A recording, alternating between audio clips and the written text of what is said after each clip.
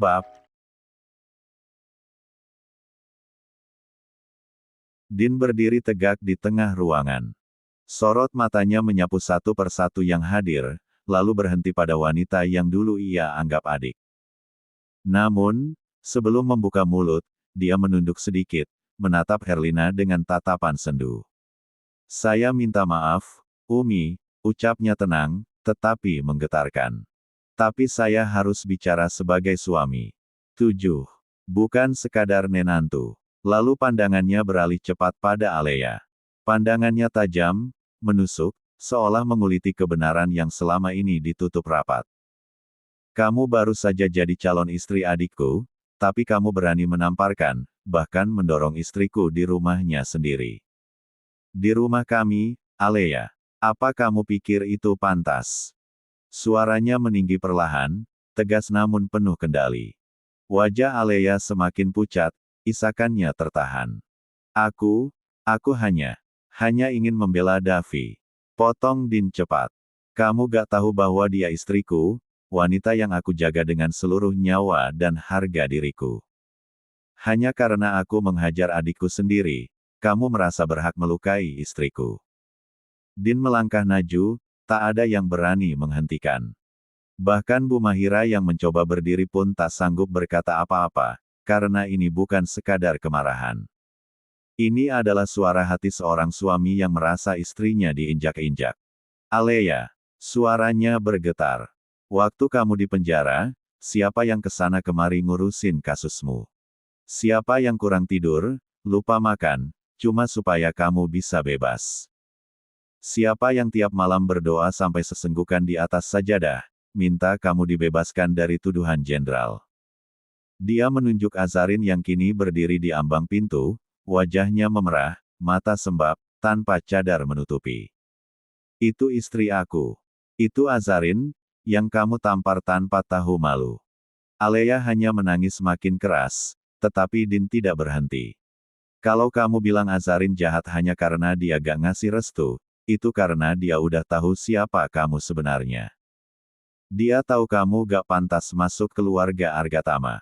Davian sontak berdiri, wajahnya panik. "Bang!" Din langsung menoleh, sorot matanya tak kalah tajam. "Kamu mau bela dia?" Suaranya rendah, tetapi menggetarkan. Telunjuknya mengarah ke Alea. "Kamu mau bela wanita ini, yang diam-diam menyiksa istriku, yang menodai rumahku dengan amarah dan tangan kotornya?" Davian menggeleng, suaranya parau. "Bukan begitu, Bang.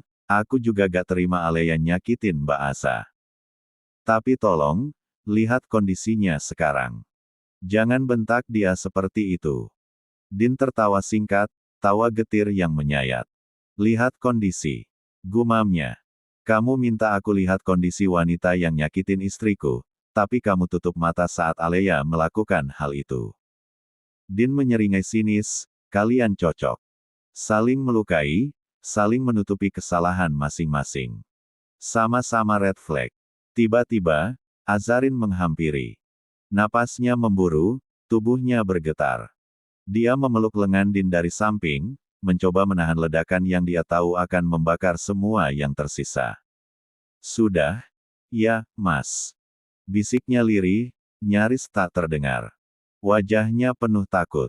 Tangannya mencengkeram lengan Din, seolah itu satu-satunya jangkar agar semua ini tidak tenggelam lebih dalam. Din merangkul erat tubuh Azarin yang duduk lemas di sebelahnya. Tangan kirinya terus mengusap lembut lengan istrinya, seolah mencoba menyalurkan ketenangan yang sebenarnya tak dia miliki. 8. Matanya menatap tajam ke arah Davian yang berdiri di depan, dengan ekspresi gamang. "Aku gak habis pikir, Dav." Suara Din pelan, tetapi mengandung nada dingin yang menusuk. "Di saat seperti ini, kamu masih aja ngebela Alea." Davian mengangkat wajah, tatapannya terpaku pada kakaknya. "Bang, bukan begitu maksudku. Aku cuma..." Din langsung mengangkat tangan, memotong ucapan adiknya. Tatapannya menajam. "Kamu bilang bukan begitu. Dengarkan aku dulu." Azarin mencengkeram ujung bajunya sendiri, tubuhnya sedikit berguncang. Din menoleh padanya sejenak, menepuk pelan kepalanya yang terbalut jilbab besar, lalu kembali menatap Davian. Kalian belum menikah saja dia sudah berani berbohong padamu. Apa kabar nanti kalau dia menikah, masuk ke dalam keluarga Argatama? Kamu pikir dia bakal berubah? Davian terdiam. Wajahnya mulai memucat. Kamu tahu, Dav, orang yang paling berbahaya bukan dia yang terang-terangan membenci kita.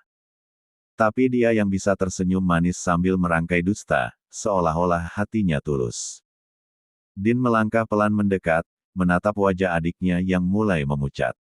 Seorang pembohong yang cerdas tahu cara membuat luka tampak seperti kesalahpahaman, tahu cara menyamarkan racun dengan kata maaf, dan tahu kapan harus menangis agar terlihat sebagai korban.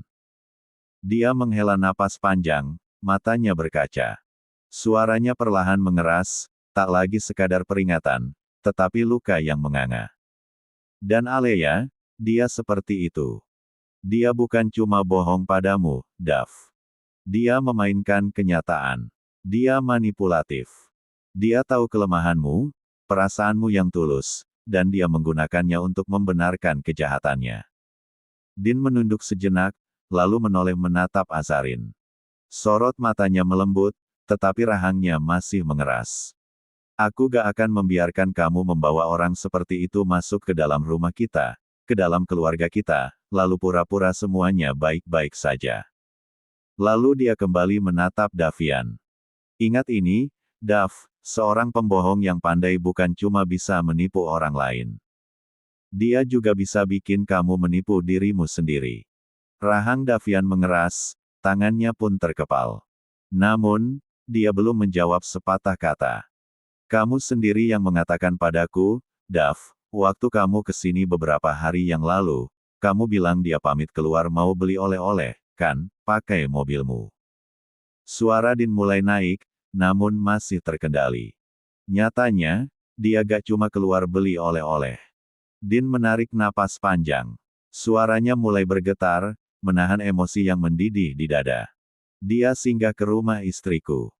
Dan di sana, dia menyiksa Azarin. Di rumahnya sendiri. Semua mata kini tertuju pada Davian yang terpaku di tempat. Pak Argatama dan Bu Mahira memilih diam, dan mendengarkan apa saja yang terjadi, sehingga mereka bisa mengkaji mana yang salah, dan yang benar. Aku tahu dari Pak Iman. Dan aku lihat langsung dari CCTV gerbang. Tapi aku diam, aku nahan semuanya, karena kamu bilang mau istihoroh. Aku beri kamu waktu. Tapi sekarang, kamu tahu semua ini, dan kamu masih bilang aku berlebihan. 9. Din menggeleng pelan, kecewa, tatapannya kini sayu. Bukalah matamu, Dav. Jangan sampai kamu kehilangan dirimu sendiri, hanya karena terbutakan oleh perasaan. Menikah bukan soal cinta saja, tapi juga soal akhlak, kejujuran, dan cara seseorang menghormati keluarga kita. Davian memalingkan muka, rahangnya pun semakin mengeras, napasnya memburu seolah menggambarkan luapan emosional di dalam dadanya. Bang, ini sudah berlebihan, ujarnya, mencoba menahan gejolak yang memuncak dalam dadanya. Alea memang salah, ya, dia sudah mengakui itu. Di depan Papa, Ibu, dan Umi. Tapi dia juga punya alasan, Bang. Dia menamparkan Mbak Aza karena saat dia membahas soal restu, Mbak Aza langsung bilang dia gak pantas masuk ke keluarga ini. Mbak Aza merendahkannya, Bang. Alea cuma bereaksi karena merasa dilukai. Din menatap adiknya dengan pandangan gelap. Rahangnya mengeras. Namun, sebelum dia bisa bicara, sebuah gerakan membuatnya menoleh. Azarin melangkah satu langkah. Matanya yang semula sembab dan sendu, kini menatap lurus ke arah Alea yang duduk di sofa, terisak dan memalingkan wajah. Kamu berani mengatakan fitnah itu, Kak? Alea mendongak, bibirnya bergetar. Kapan aku mengatakan hal seperti itu padamu? Lanjut Azarin, suaranya naik satu oktav. Bukannya saat aku membuka pintu, kamu langsung mendorongku masuk, menutup pintu, dan menamparku. Aku bahkan gak sempat bicara sepatah kata pun karena terkejut, karena tindakanmu yang tiba-tiba. Azarin bergetar. Matanya kini basah, bukan karena kelemahan, tetapi karena rasa tak percaya. Kenapa, Kak? Kenapa kamu bisa merangkai kebohongan seindah itu? Seolah-olah aku ini adik tiri yang selalu menginjak harga dirimu. Semua mata kini tertuju pada dua perempuan itu. Tak ada yang berani menyela. Bahkan Pak Argatama yang biasanya menengahi, kini hanya terdiam dengan wajah kaku. Suasana menjadi beku. Alea berdiri. Gerakannya tergesa, nyaris gemetar. Dia menyeka air matanya dengan kasar. Kamu yang lupa, Za. Suaranya mulai meninggi. Kamu sendiri yang bilang itu. Tapi sekarang kamu cuci tangan, seolah-olah aku yang gila. Azarin mencengkeram perutnya pelan, napasnya mulai tersengal. Karena aku tidak pernah mengatakan itu, Kak, ucapnya perlahan. Lillahi ta'ala, aku tidak pernah merendahkanmu. Suaranya nyaris terputus di ujung kalimat. Din langsung menghampiri, memeluk tubuh istrinya yang mulai goyah.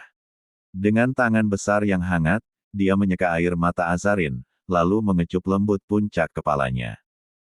Tenanglah, bisik Din, namun cukup jelas untuk didengar semua orang, Mas percaya sama kamu. Bahkan jika seluruh dunia memilih untuk tidak percaya, Mas tetap di sini. Berdiri di belakangmu. Azarin mendongak. Air matanya mengalir deras, jatuh di pipi yang pucat.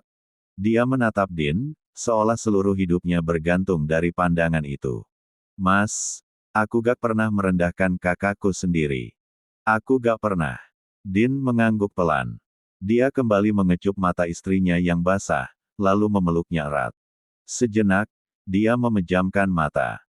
Dada bidangnya naik turun perlahan, berusaha mengendalikan bara api yang sudah siap membakar abis kesabarannya.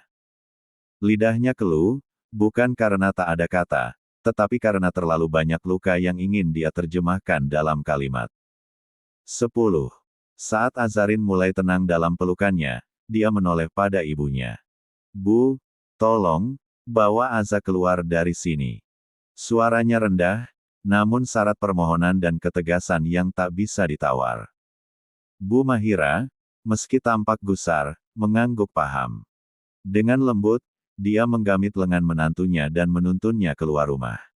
Azarin sempat menoleh sebentar ke arah Din, namun Din hanya memberi anggukan tenang, tetapi tenang yang dibuat-buat. Begitu istrinya sudah jauh dari pandangannya, Din mengembuskan napas berat, sebelum menoleh ke arah sisa penghuni ruang tamu. Kini hanya tinggal Pak Argatama yang duduk bersandar di kursi, matanya mengawasi situasi dengan tajam, namun tetap tenang. Davian berdiri di pojok ruangan, tampak ragu, antara ingin ikut bicara atau memilih diam. Herlina duduk terpaku, menggenggam kedua lututnya erat, matanya membesar penuh kecemasan. Dan Alea duduk di ujung sofa panjang, membenahi jilbabnya dengan tangan gemetar. Matanya sembab, namun jelas sekali, ini bukan hanya karena rasa bersalah, tetapi lebih karena takut apa yang akan terjadi setelah ini. Din menggeser duduk. Kakinya disilangkan, tangannya bertumpu di atas lutut. Tatapan matanya kini tertuju lurus pada Alea.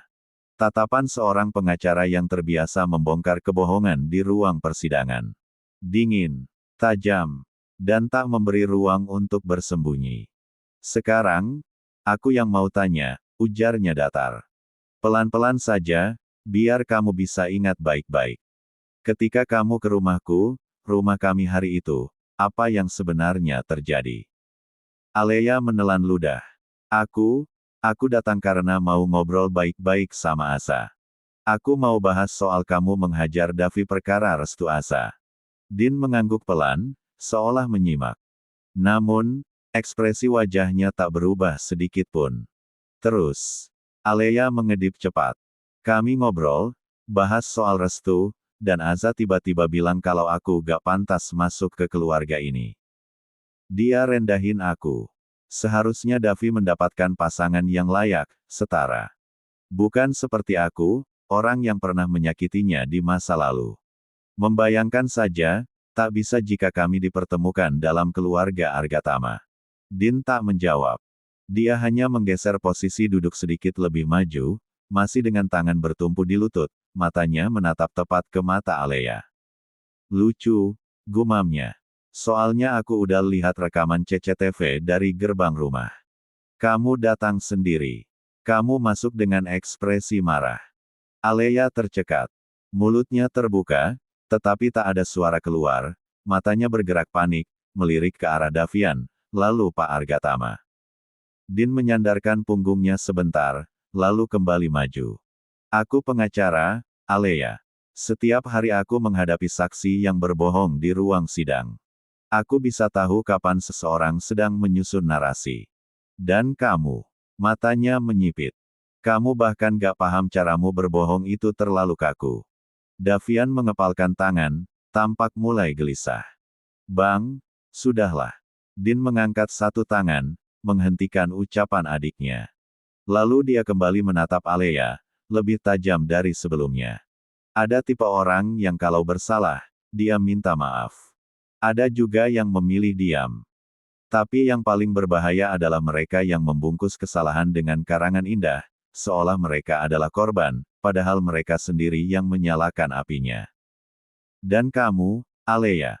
Lanjutnya, kamu berani melukai istriku, lalu membuat cerita agar kamu tetap terlihat benar. Bahkan di depan keluargamu sendiri. Di depan Allah sekalipun, kamu masih berani berdusta. Alea kini menunduk. Bahunya bergetar, tetapi Din tak menunjukkan empati sedikitpun. 11. Kalau kamu masih punya niat baik, katakan sejujurnya sekarang. Karena jika tidak, bukan cuma aku yang kecewa, tapi juga Allah yang kamu jadikan saksi dari semua kebohongan ini. Sunyi menggantung. Hanya suara detik jam dinding yang terasa menyayat pelan. Alea mengangkat wajahnya perlahan, menatap Din dengan mata yang masih basah, tetapi kali ini diselimuti keberanian palsu. Aku tidak bohong, Mas Din, ucapnya dengan suara parau, tetapi nada yang tegas. Apa yang kukatakan itu memang kenyataan. Kalau memang ada yang merasa tersakiti, aku minta maaf, tapi aku bukan pembohong. Aku gak mungkin memfitnah adikku sendiri. Din menyeringai kecil, senyum yang tak hangat, melainkan tajam seperti bilah silet. Dia menyandarkan tubuhnya lagi, menyilangkan kaki, lalu menautkan jemarinya di atas pangkuannya. Menarik, ujarnya pelan. Kamu meminta maaf, tapi dalam kalimat yang sama kamu bilang tidak berbohong. Kamu tahu itu kontradiktif, kan? Kalau kamu memang tidak salah, apa yang kamu minta maafkan? Alea membuka mulutnya, ingin membalas, tetapi Din lebih dulu mengangkat tangan pelan, menyela. Sebentar. Aku belum selesai. Tatapannya tajam dan tak berkedip.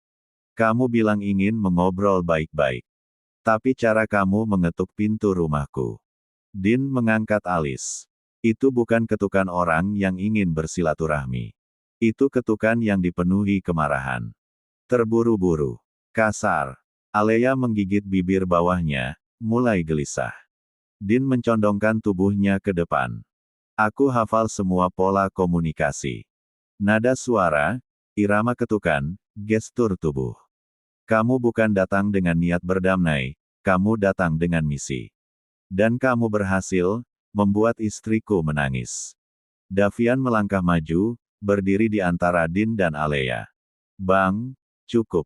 Jangan tekan dia terus, ujarnya. Nada suaranya mulai naik, tetapi matanya jelas gelisah.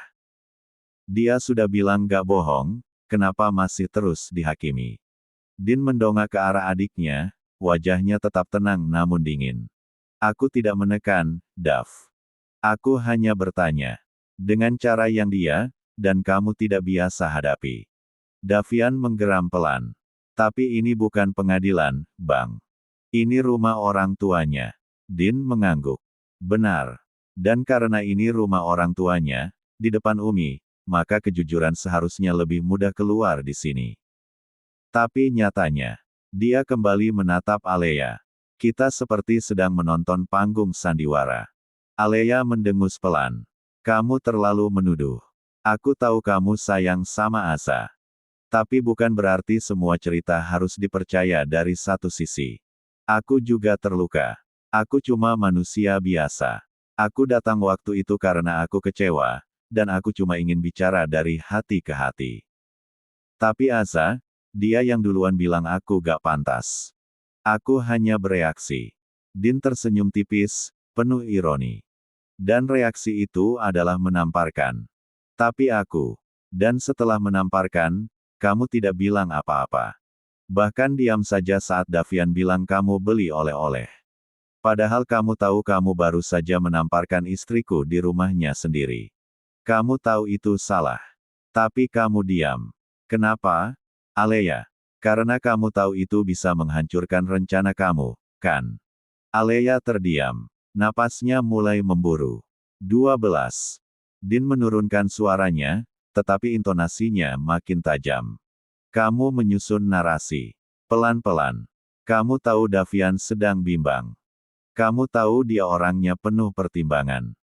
Maka kamu susun cerita yang bisa membuatmu tetap terlihat baik, meski kenyataannya, kamu menyerang istriku, lalu menyulam alibi yang manis, agar luka itu tampak seperti kesalahpahaman belaka. Alea berdiri, menantang. Aku tidak menyulam cerita, Din. Aku hanya mengatakan apa yang aku rasakan. Din berdiri juga, lebih tinggi darinya. Tatapan mereka bertemu, tajam, dan saling mengukur. Kamu boleh pandai merangkai cerita, Alea, ujar Din datar, tapi sepandai-pandainya kamu menutupi bau bangkai, akan tetap tercium juga. Kebenaran bukan soal siapa yang paling keras berbicara, tapi siapa yang mampu bertahan meski semua jari menudingnya.